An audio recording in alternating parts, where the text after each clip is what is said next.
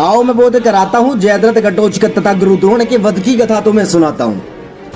कि अर्जुन की प्रतिज्ञा सुन जयद्रथ कांपने लगा।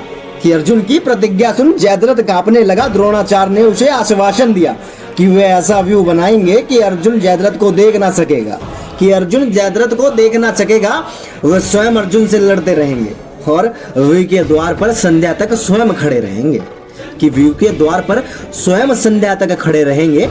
अगले दिन युद्ध शुरू हुआ। अगले दिन युद्ध शुरू हुआ। अर्जुन की आंखें जयद्रथ को ढूंढ रही थी किंतु वह कहीं नहीं मिला। दिन बीतने लगा। कि दिन बीतने लगा। धीरे धीरे अर्जुन की निराशा बढ़ती गई।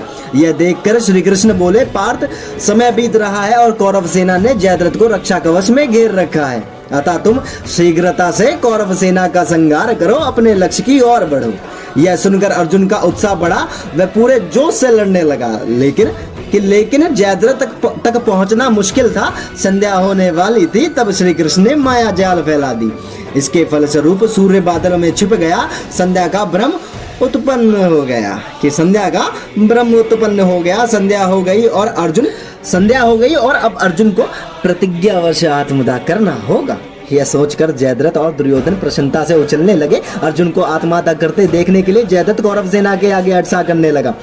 जयद्रथ को देख श्री कृष्ण बोले, पार्थ तुम्हारा शत्रु तुम्हारे सामने खड़ा है। उठाओ अपना गांडीव और वध कर दो इसका। वह देखो अभी सूर्यास्त नहीं हुआ है। यह कहकर उन्होंने अपनी माया जाल समेट ली। देखते ही देखते सूर्य बादलों से निकल आया। सबकी दृष्टि आसमान की ओर हो गई। सूर्य अभी भी चमक रहा था। यह देख जयद्रथ और दुर्योधन के पैरों तले जमीन खिसक गई। जयद्रथ भागने को हुआ लेकिन तब तक अर्जुन ने अपना गांडीव उठा लिया।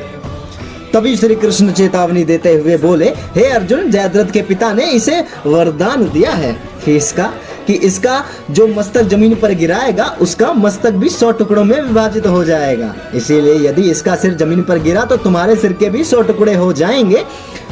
तो हे पार्थ सुनो, उत्तर दिशा से यहाँ से 100 योन की दूरी पर जयद्रथ के पिता तप में है। कि जयद्रथ के पिता तप में है। तुम इसका मस्तक ऐसा काटो कि वह इसके पिता की गोद में जाकर गिरे। अर्जुन ने श्री कृष्ण की चेतावनी ध्यान से सुनी और अपने लक्ष्य की ओर ध्यान कर बाण छोड़ दिया और बाण ने जयद्रथ का सिर धड़ से अलग कर दिया, जो सीधा जयद्रथ के पिता की गोद में जाकर गिरा। जयद्रथ के पिता चौंक कर उठे तो उसकी गोद से सिर जमीन पर गिर गया। सिर के जमीन पर गिरते ही उनके सिर के भी 100 टुकड़े हो गए। इस प्रकार अर्जुन की प्रतिज्ञा पूरी हो चुकी थी। कौरवों में गहन शोक छा गया था तथा पांडवों में हर्ष आया था। पांडवों में अगले दिन के युद्ध का विचार होने लगा। श्री कृष्ण ने कहा कि कल हो सकता है कर्ण अर्जुन पर इंद्र से मिले अमेघ शक्ति का प्रयोग करे। श्री कृष्ण ने प्रस्ताव रखा कि भीम का पुत्र घटोत्कच राक्षसी स्वभाव का है। वह अंधेरे में भी भयंकर युद्ध कर सकता है। यदि वह कल रात के समय कौरवों पर आक्रमण करे तो कर्ण को उस अमेघ शक्ति को चलाना ही होगा। घटोत्कच ने रात के अंधेरे में ही कौरवों पर हमला कर दिया। धूल से आकाश ढक दिया। वर्षा होने लगी। कंकड़ पत्थर आकाश से गिरने लगे। दुर्योधन घबरा के कर्ण के पास गया। कर्ण पहले तो बात टालने लगा, पर दुर्योधन को अत्यंत व्याकुल देखकर अमेघ शक्ति लेकर निकल पड़ा। उसने घटोत्कच पर अमेघ शक्ति का प्रयोग कर दिया। घटोत्कच मारा गया। पर कर्ण को यह चिंता हुई कि अब उसके पास अर्जुन के वध के लिए कोई भी शक्ति अस्त्र नहीं बचा है। रात के आक्रमण से कौरव बहुत क्रोधित थे। युद्ध के 14वें दिन द्रोणाचार्य भी बहुत क्रोधित थे। उन्होंने हजारों पांडव सेनाओं को मारा डाला था तथा युधिष्ठिर की रक्षा में खड़े द्रुपद तथा विराट को दोनों को मारा डाला था। द्रोणाचार्य के इस रूप को देखकर श्री कृष्ण भी चिंतित हो उठे। उन्होंने सोचा कि पांडवों के विजय के लिए द्रोणाचार्य की मृत्यु आवश्यक है। उन्होंने अर्जुन से कहा कि आचार्य को यह समाचार देना कि अश्वत्थामा का निधन हो चुका है। अर्जुन ने ऐसा झूठ बोलने से इनकार कर दिया। श्री कृष्ण ने कहा कि अवंती राज के हाथी का नाम अश्वत्थामा है, जिसे भीम ने अभी मार डाला है। श्री कृष्ण ने युधिष्ठिर के पास रथ ले जाकर कहा, यदि द्रोणाचार्य अश्वत्थामा के मरने के बारे में पूछे तो आप हाँ कह दीजिएगा।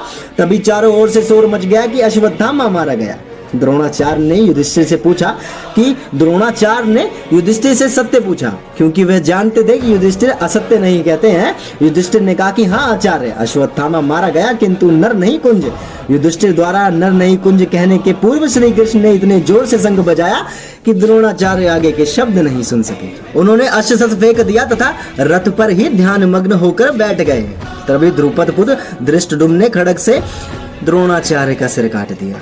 द्रोणाचार्य के निधन से कौरव सेना में हाहाकार मच गया तथा अश्वत्थामा ने क्रोध में आकर भीषण युद्ध किया, जिसके सामने अर्जुन के अतिरिक्त और कोई ना टिक सका। संध्या हो गई थी अतः युद्ध भी थम